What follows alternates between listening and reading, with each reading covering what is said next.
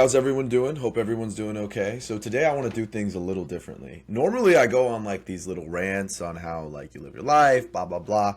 But honestly, I was thinking about it and I have a lot of opinions and there's a lot of things that are funny that are going on. So I'm going to just run things a little different. The first thing I want to talk about today that's a little different is I don't know if you guys have seen the Coldplay affair incident.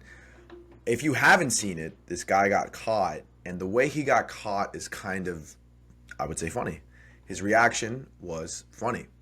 So if you haven't seen it, I'm going to put it up right now and see if I can get this to play. All right, so there he is. Yep, he ducks and hides. Let me run this back one more time so we can. All right, so anyway, he gets caught. She hides immediately.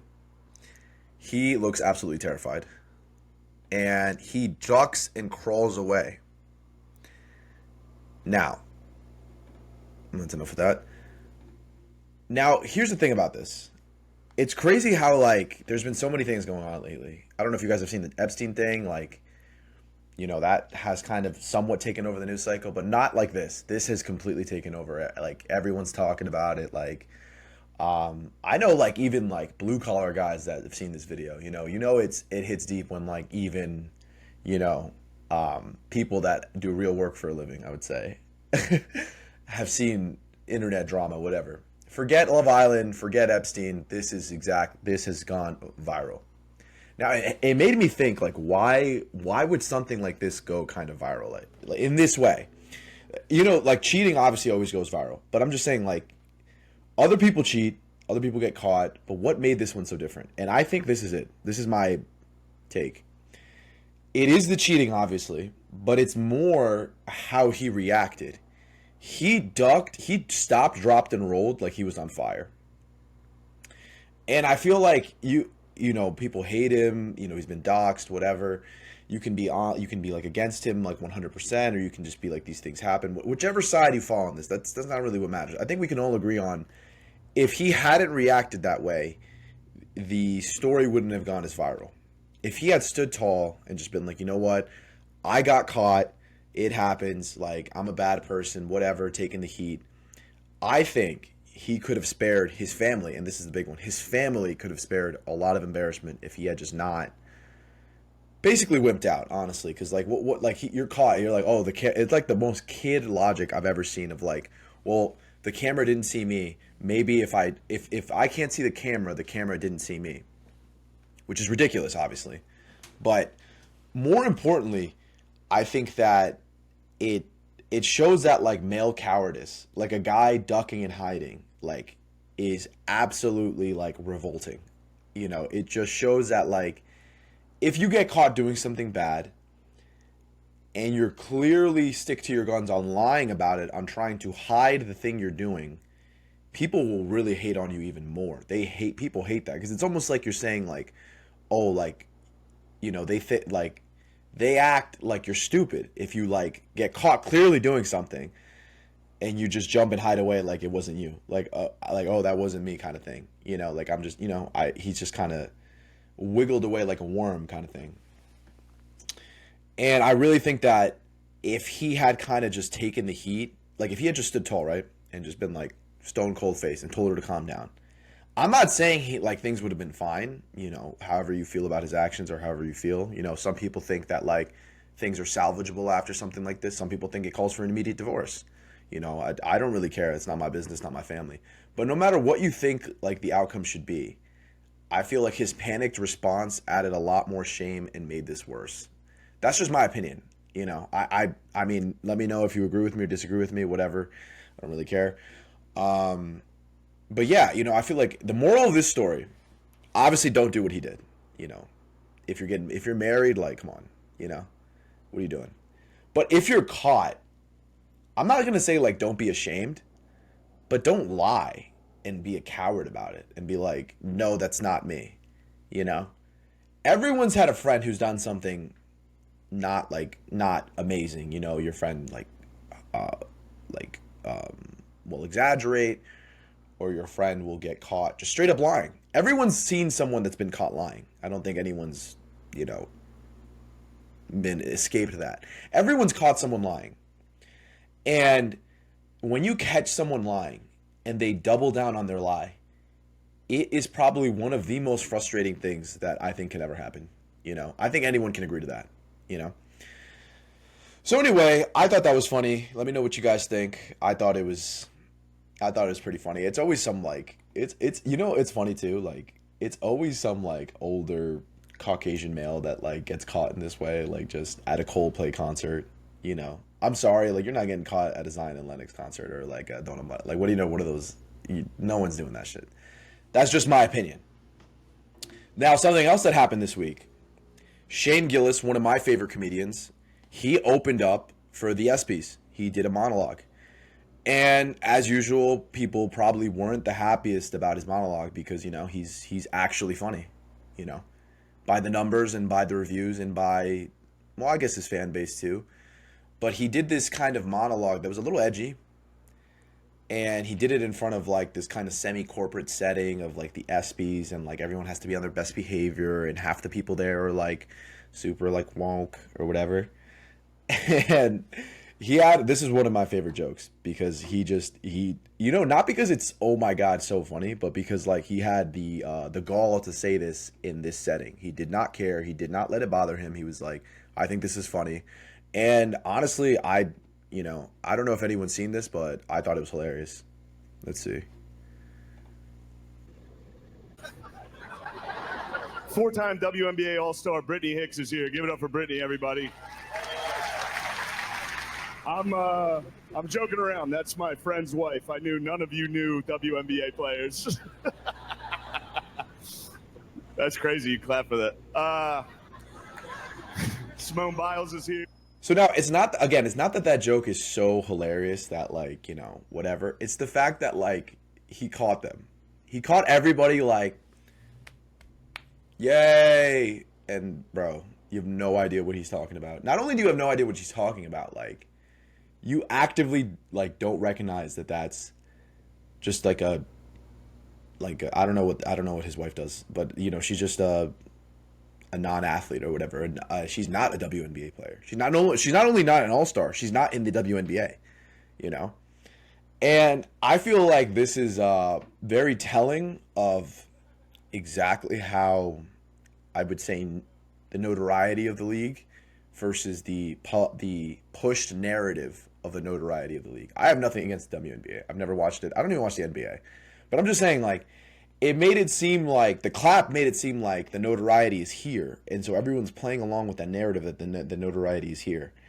And then the actual fact of him just being like, actually, that's just some random person. It's like, okay, that's everyone was kind of just playing along, and it's kind of you kind of just got caught. So I thought that was pretty funny. But I think nothing beats this week, and this might, this is my first time kind of talking about something like this, but nothing beats this week like the Epstein thing. And what I mean by the Epstein thing is that, so apparently no one, like, it's just not real. According to the administration, it's just not real. Even though there was a whole documentary, even though there was a plethora of victims, even though he was convicted back in 2007 and then again arrested in 2019, it was a hoax.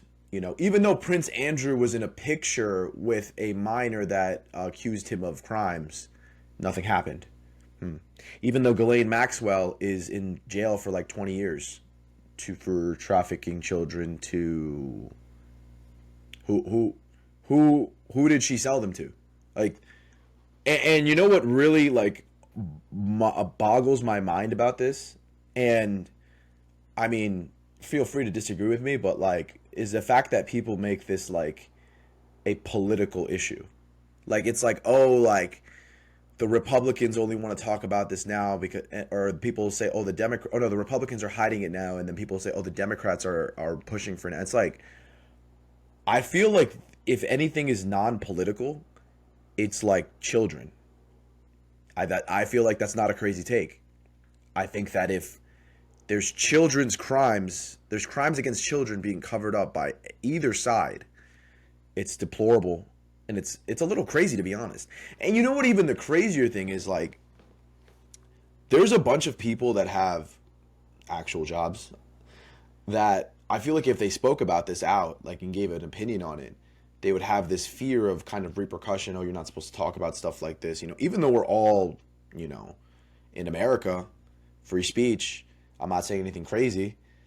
There's this apprehension to kind of have this opinion on the Epstein files, or talk about it. Everyone will make a million videos about Love Island. I bet you take 10 people between the ages of 20 and 35 and ask them to describe the last season of Love Island. I bet you they can do that in greater detail than just the last 4 or 5 days of the denial of Epstein, of the even most basic facts of the case and stuff like that. And that's not like crapping on Gen Z. I'm not like trying to shit on anybody. I'm just saying I think that's due to media coverage. I don't think that's necessarily completely our fault. You kind of have to go out of your way to get this information. And why do we have to go out of our way? I feel like this is a really serious issue.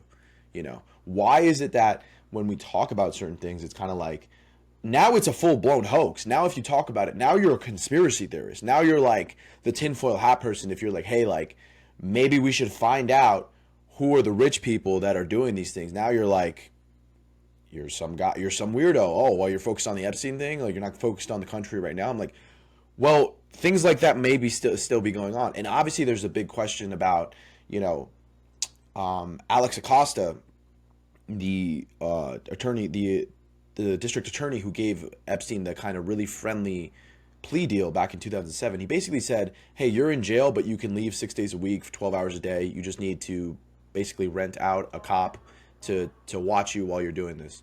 Oh, and all the visitor logs, like all the people he met up with while he was out on work, all those documents are destroyed.